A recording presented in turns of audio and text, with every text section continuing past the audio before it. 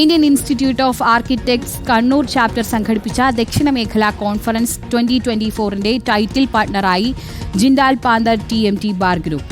വയനാട് വൈത്തിരി വില്ലേജിൽ സംഘടിപ്പിച്ച പരിപാടിയിൽ വിവിധ സംസ്ഥാനങ്ങളിൽ നിന്നുള്ള നിരവധി പ്രതിനിധികൾ പങ്കെടുത്തു. ഗുണനിലവാരത്തിലും വിശ്വാസ്യതയിലും എന്നും ഉപഭോക്താവിനൊപ്പം ഉണ്ടാകുമെന്ന് ഉറപ്പു നൽകിയാണ് പ്രശസ്ത പ്രൈമറി ബ്രാൻഡായ ജിൻഡാൽ പാന്തർ TMT ബാർ ഇത്തവണത്തെ ടൈറ്റിൽ പാർട്ണറായി വാസ്തുശില്പികളുടെ ദക്ഷിണ മേഖലാ കോൺഫറൻസിൽ പങ്കുചേർന്നത്. ജിൻഡാൽ പാന്തർ TMT ബാർ ബ്രാൻഡിന്റെ അസാധാരണമായ ഗുണനിലവാരവും പുതുമയും പ്രദർശിപ്പിച്ചുകൊണ്ട് TMT ബാറുകൾ ഉപയോഗിച്ച പാന്തർ ലോഗോ നിർമ്മിച്ചതും ശ്രദ്ധേയമായി.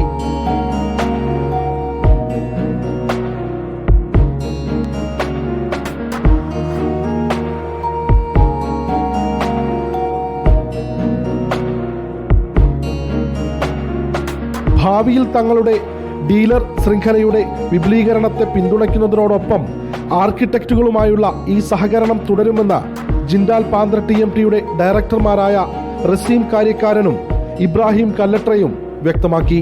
The Indian institute of architects Kerala chapter ഇന്ന് വൈത്തിരി വില്ലേജിൽ വെച്ച് നടത്തുന്ന പരിപാടിയുടെ ടൈറ്റിൽ സ്പോൺസർ ആവാൻ സാധിച്ചതിന് ഏറെ സന്തോഷിക്കുന്നു.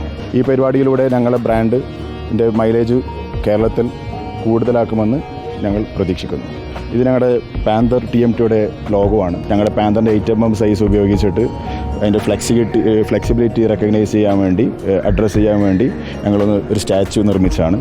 ഈ സംരംഭത്തിൽ ജിൻഡാൽ പാന്തർ TMTക്കും കല്ലട്ര കോർ ഗ്രൂപ്പിനും പിന്തുണ നൽകുമെന്ന് Indian institute of architecture Kerala chapter chairman Vinod ഉറപ്പു നൽകി.